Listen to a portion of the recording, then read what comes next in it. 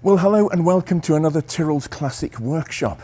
I got on a plane and I flew to Los Angeles, and I've been sort of driving around looking at California, and the strangest thing happened. I just arrived in this workshop here, and this very kind gentleman, elderly gentleman. How are you?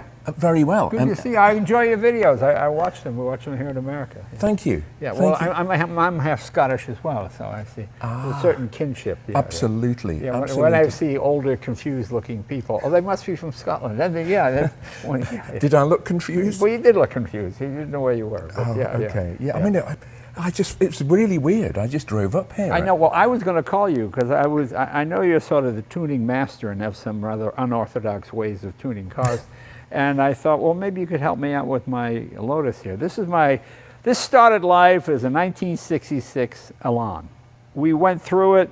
I found a 26R body. We did the suspension, recast the block in aluminum to make it amazing. Say 45 pounds. Yeah. Took it to 2 liter. It's about 200 horsepower, something like that. Goes pretty good. 5-speed gearbox. You know, plastic windshield, and weighs maybe 1,300 pounds. I'm not sure what that is in kilos, but it's a wonderful driving car. We even made our own foot pedals, so we get big American feet under here. Made our own swirl part here. And you know, this thing never runs more than 160 degrees Fahrenheit, maybe 170.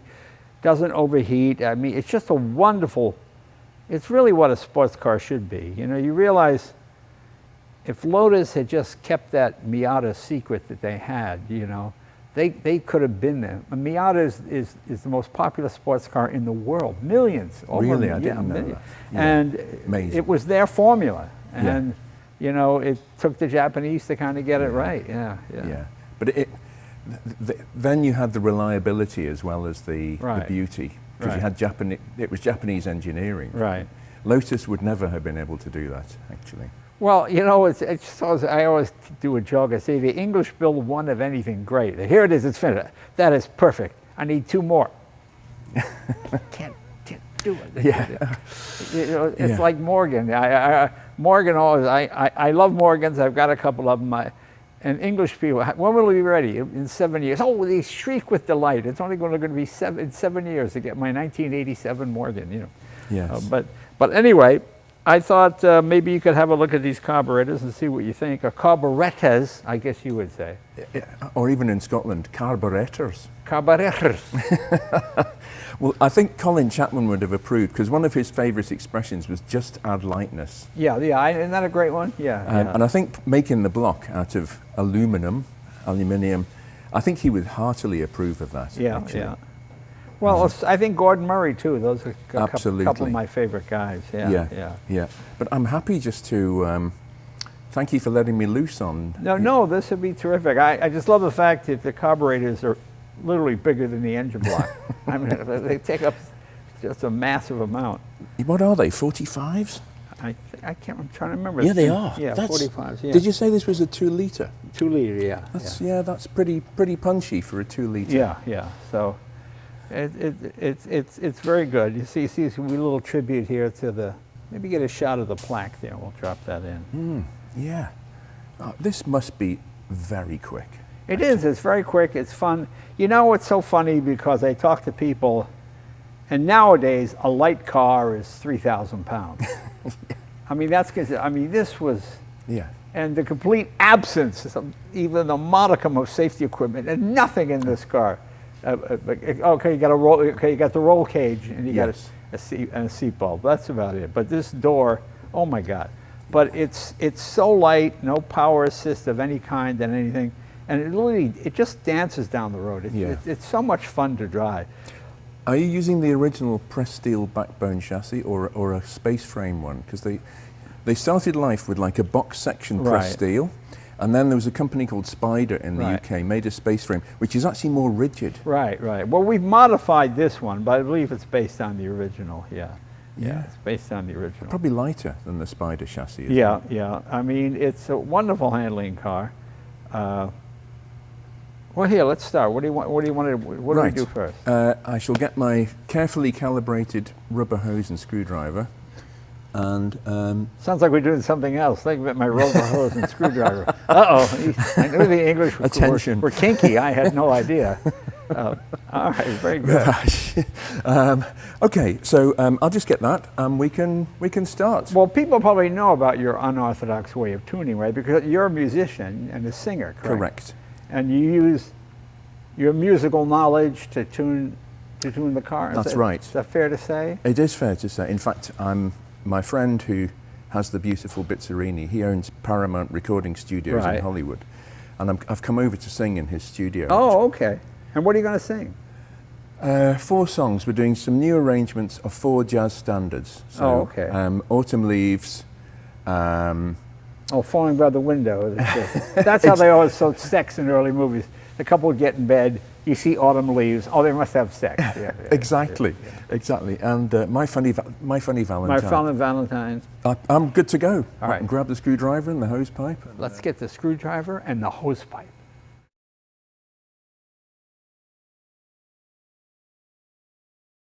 Well, okay, I love the fact that we're not using any electronic equipment here. We just have our hose pipe and a screwdriver. Yeah. I do, as I say, I recalibrate them every so often just to make sure they're performing properly. So people have asked me all sorts of strange questions in the past. How do you do this? Blah, blah, blah. As Jay said, I'm listening for the musicality. There's 2 or 3 different noises I'm listening for.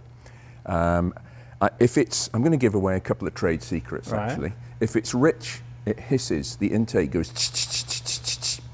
If it's weak, it's like, it's not happy, you know?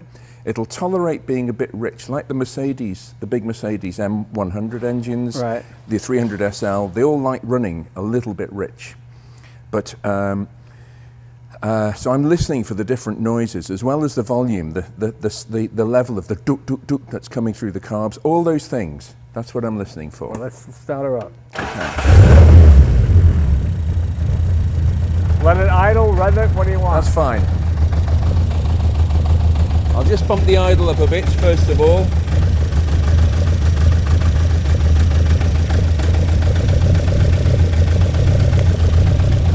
Let's have a listen, see what's going on. Right, that's weak. I can tell that's weak because the pulse is intermittent. That one's okay. That one is hardly anything coming through that. The same with that one. So the linkage is out of adjustment. So I'm just going to bump this up a bit, and this should make a difference immediately.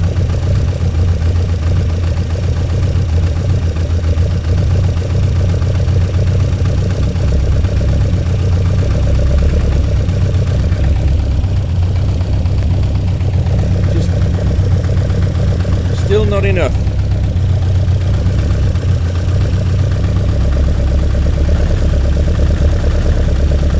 Just lower this one down a bit.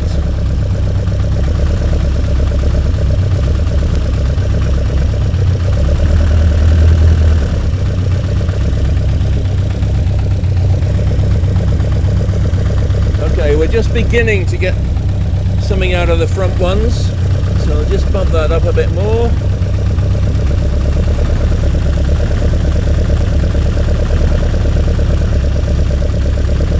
Lower this one a bit. I'm just adjusting the interaction between the two. There we go. That's beginning to sound a bit better. Yeah, we're still not getting enough out of this front carburetor.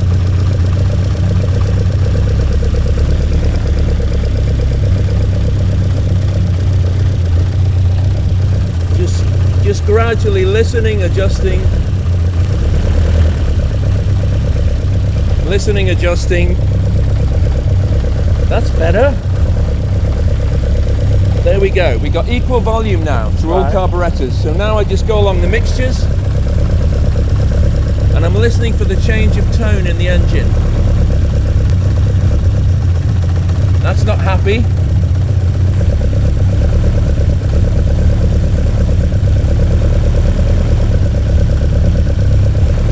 That one's happy.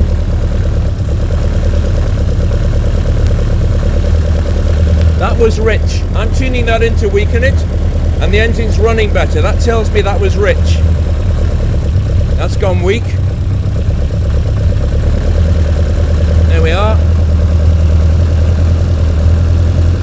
Same with that one.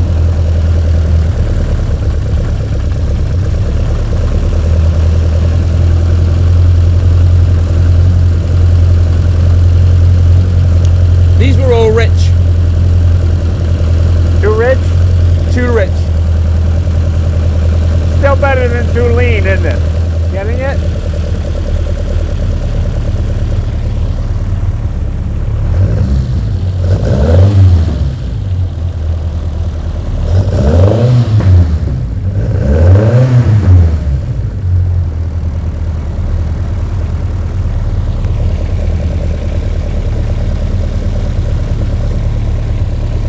Yeah, this one needs bumping up just a touch more.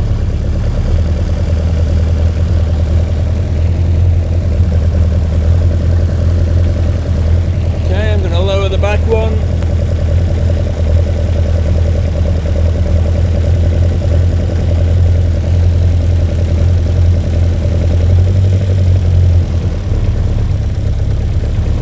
There you go.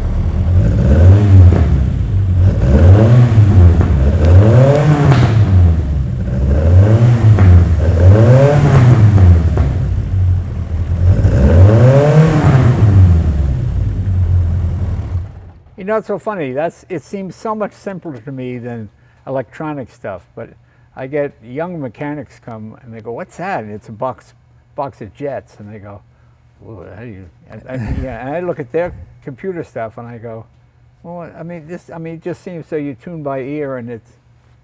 Well, these do have jets in for every occasion. Right. Cruise, acceleration, idle, lifting off idle. So what I'm doing is doing the basic settings with the idle jets, but they affect the whole range. Yeah. So I mean, this assumes I can hear that the jetting's right on the engine. You know, we don't have to start changing jets or emulsifier tubes. But these were actually way out. Yeah.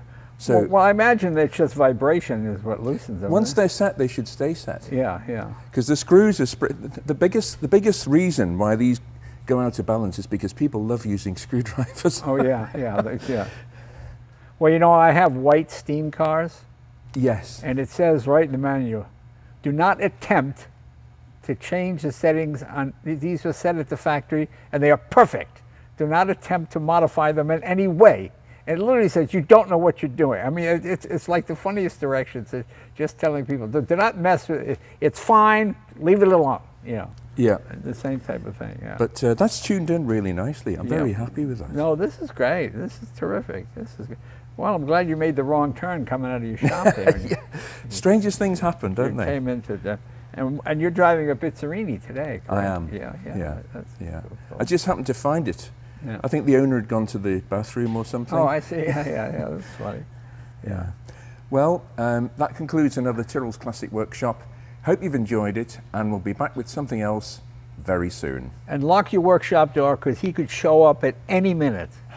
No, he's always welcome here. We enjoy having him come by the shop, and he really knows his stuff, which is hard to do nowadays. So, do you have people that you mentor, young mechanics? I do. I've got three. Okay, that's two good. guys who are 28, and one guy who's 19. Right. And they are great. Now I'm not talking about your love life. I'm talking about. No, I mean that's really important that people like yourself. Because this is lost technology, you know. This car is halfway in the development of the automobile. It's the 60s. Exactly. It's a 60s car. And you realize cars have changed more from probably 2000 to now than they did from 1900 to 2000. Yeah. You know, diagnostics and all this kind of stuff, you know. So using a hose and a screwdriver. I mean, it all seems quite quaint, but it actually works. Yeah. It's really good. Yeah. I mean, when these cars were new, loads of people could do this. Right. It was normal. Yeah. But these days, not so normal. Well, I mean, the tool that people have in the toolbox is a cell phone. You call. I mean, the number of people I meet that can't change a tire. You know, I was going up Coldwater Canyon, which is a hill near my house in Hollywood. I see a 7 Series BMW there, probably from the 90s, flat tire. You all right? Oh yeah. no way to get the wheel off. What do you mean there's no way to, well, there's no way to get the wheel off, you see. And I say, oh, well, see, you see that little round dish inside the hubcap? See that little indentation? There should be a aluminum tool in your owner's manual to pop that off. I don't think so. Well, give me your own one.